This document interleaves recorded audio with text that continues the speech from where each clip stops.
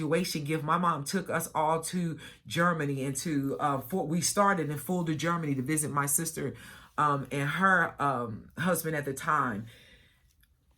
Paris, Netherlands, Holland, and just to appreciate that's who she was. She taught me how to travel the world. She was my best friend. She was my cruise partner. One of the last trips that we did was a dream trip out here to Las Vegas.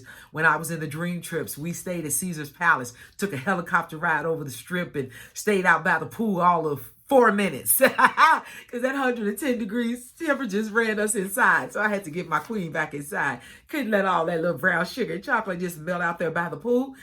We was cute for a minute, got some photos, and we got back inside. And I'm actually looking like my mama these days, is what Mama Jackie tells me. And I'm so blessed and honored to just even resemble her and have the into her spirit. Her health began to decline though, guys.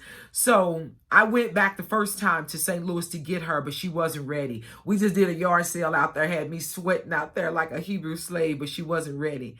And the agreement that I made with my mom at 9 years old was set in motion when I went back to get her that second time when she called. Because she called and she said that she was ready. She had fallen a couple of times. My mom was getting Parkinson's, and she was unstable at that time. So the agreement that I made with her when I was 9 years old was now set in motion. I was her baby, and now she became mine.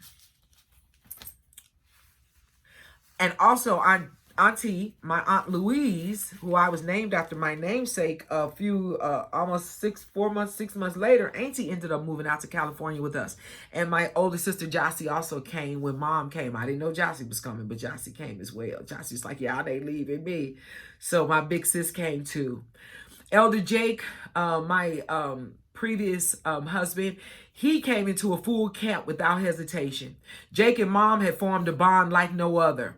And by the way, while I was talking about this and telling this at my mom's homegoing service, my current husband, King Alexander, was there. King Alex, Elder Jake, my previous husband, and I, we had all spent time a couple of days before my mom's service because my mom had requested that Elder Jake do the eulogy for her service. I'm just parking right here so y'all can understand how this all had got out of hand. But when I do the story time, I'll give the whole details. Jake was supposed to do my mom's eulogy. This was set in place. My mom had it lined up a year in advance. At this time, Jake and I had already been divorced by this time. But Jake still, I called him, let him know Meemaw had passed away. Jake was going to come down from Sacramento, do Meemaw's eulogy, and I let him know that King Alex is now in my camp, and so you're more than welcome to come be at the camp and stay at the camp as long as you know that King Alex is here, and as long as we're doing things decently and in order, you're more than welcome to stay at the house. So all of that was in motion. We on some grown people stuff over here, and that's how you need to do things. You need to do things decently in order and have good communication. So that's how things had went down. At that time, Alex and I were not yet married, were we? No, we were not. We were dating at the time. We were dating. But Alex was absolutely the rock that I needed to, oh my God, in the midst of the storm. So for the story time, I'm just... So, Elder Jake had come into a full camp without hesitation. Jake and Mom had formed a bond like no other. Oh, they had a double team up on Niecy moments from time to time as well. But she could request whatever meal she desired. And no doubt, any meal she desired, Chef Jake would whip it up for her. Mom loved Jake so much that over a year ago, she had requested that he do her eulogy at her homegoing service. Oh, I see, I got ahead of that. See, there it was. I did tell it. I said this at the homegoing. So in the story time, you guys keep that in mind, how this came into play. So because I have no secrets, I'm not going to stand in a pulpit. I was standing on holy ground. I'm not going to lie. I'm not going to pretend. And especially when it is just some muckery and some foolishness going against what my mom wanted. So I'm standing there giving the whole truth before God and man. Okay. That's what it was. So I also added and I said, it's a shame that her request is not being honored here today. I can't express to you in words how much love I have for my mom. So much so that my mom received gifts on Father's Day as well. I think Jossie started that tradition and Mom made sure it continued. Her salvation. When Mom was not yet saved, she got us ready for church every Sunday so our Grandma Katie, back in St. Louis when we were little girls, could pick us up. I was so happy when Mom received Christ as her personal Savior, and my Nubian queen has received her crown now. She had to go higher. My mom was a stickler for education. She wanted me to follow in her footsteps into nursing school. However, I had another plan. I became the nurturer versus the nurse. My mom experienced hating way back in the day because she wanted to go higher. She had a mission, a plan, and a purpose, and nothing was going to derail it. She, not the public school system. Let me repeat that. She, not the public school system, taught me about my history, my culture, my ancestors, and my lineage. She taught me how to move in this world. She taught me how to carry myself with class and grace and dignity. And she put this powerful impartation in me. And I would encourage you to put it into your children, especially your young women. And equally your young women and your young men, your young queens and your young kings. Be they princesses or princes now, they will grow into queens and kings. And my mom always told me, look people in the eye. Give a firm handshake. Don't scratch if you're not itching. And your feet should not be shuffling if you're not moving or walking. And I got it. I got it the first time when she said it to me. I got it. She was my hero and my role model. I'm wrapping it up, y'all. And to my FNMOC family, right now you guys are here. I'm going to have some story times about a situation. I worked for this organization 30 years. There was some really high points. There was some really, really low points and some dark points. And some of the darkest hours came when my mom was dying. And my job that I had worked at for 30 years, some of the people that were there were not very supportive in that moment.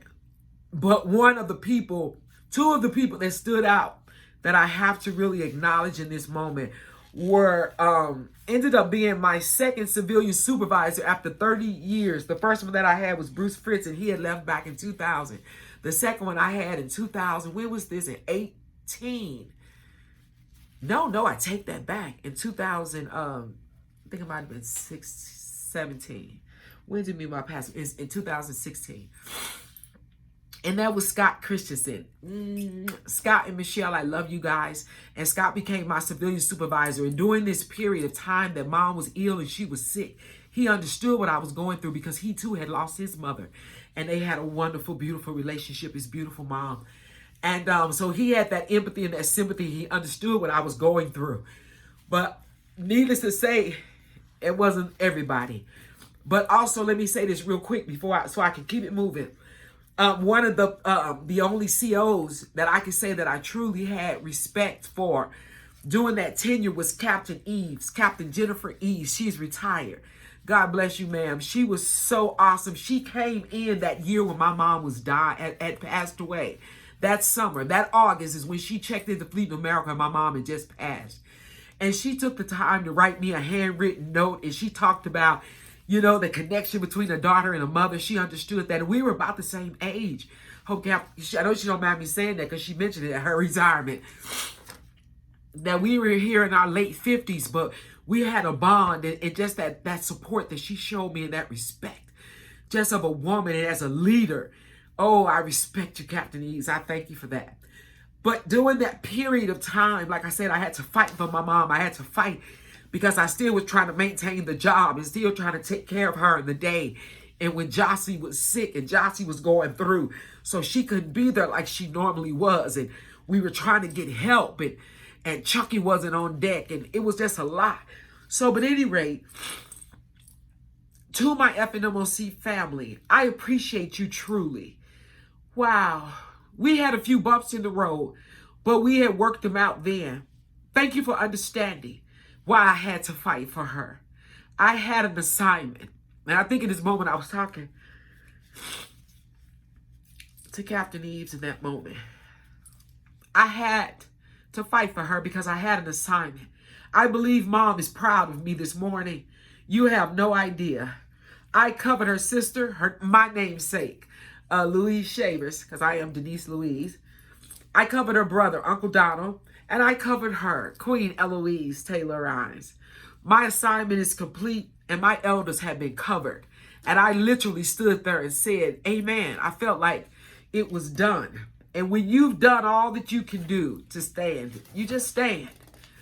And in closing, I had just wanted to say, in keeping with Mom's loving and caring spirit, I wanted to pay the roses forward because myself and Alex and Jake, we had all put roses. We had bouquets of roses along the railing in the church, in the sanctuary.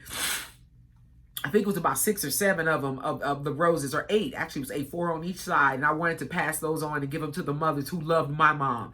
And I said I wanted to just, in her loving, caring spirit, pay them forward, pay the roses forward, and for all of that love, for the ones of you guys had called her, send cards, to please accept them on behalf of my mom. And I had called out Mother Kathy Johnson, Mother Lanier, Mother Ruby, Mother Donita, Mother Cannon, Mother Thomas, Mother Griffin, Mother Pat Kason, Sister Pat Kason, she was there in spirit.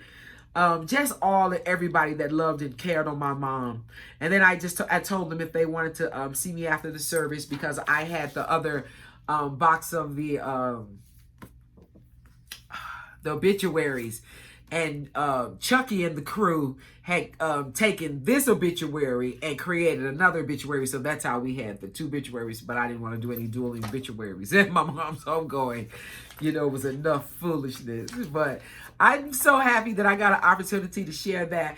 And for those that did not get to hear me finish that, because somewhere along page 3, I dropped out and I just stopped. I couldn't finish. I just got too emotional. My feelings were too hurt that my mom's feelings and my mom's wishes weren't being honored. And we had all sat there for 45 minutes listening to Chucky ramble. So I was just like, let me just wrap it up. And I just felt like I needed to just be quick, and I got out. But guys, let me tell you something. I released that today. This has been 3 years that I regretted that I did not finish that. 3 years of regret. And in my 57 years of life, there's only a couple of things that I've regretted. And that was one, that I didn't finish that day. That I didn't get to finish and tell everybody about how beautiful and how strong and how gorgeous she was. But I did it today. So thank you guys for listening to me. I did not plan for this to go this long. But this was it. This was it. This was very therapeutic. And thank you guys for coming on this part of this journey with me. And like I said, I'm actually doing an absolute story time about it because, ooh, that was not good. Because it's going to be good. It's going to be therapeutic. And it's going to help you guys understand my faith journey and how I'm no longer, I never have been into religion. I'm into relationship. But it's to show you how my journey had went in the church and how some things had went a certain way and how I'm at peace. I'm getting to peace because you know what? Forgiveness is for me. And while I tried to have forgiveness for Chucky, I still got to have forgiveness for the inappropriate brother of that did this, inappropriate behavior of Brother Brent. I'm going to have forgiveness and move past all that because the forgiveness is for me. It's not about them. It's about me. Thank you guys. I love you all. So with that being said, I am absolutely going to call this one. It is a wrap. Thank you guys for listening to me finish my eulogy for my queen, my mom, my Mima. My Mima. I love her. This was her 75th birthday there. Look at her. And look at her, girl. Oh, look at me, guys. Your girl was a little fluffy then. This was pre-vegan life. Sissy was a little fluffy. But I was loving it. We did that, myself and Queen Carolyn Plummer, who just passed on to glory recently, did this birthday party for my mom at the Embassy Suites.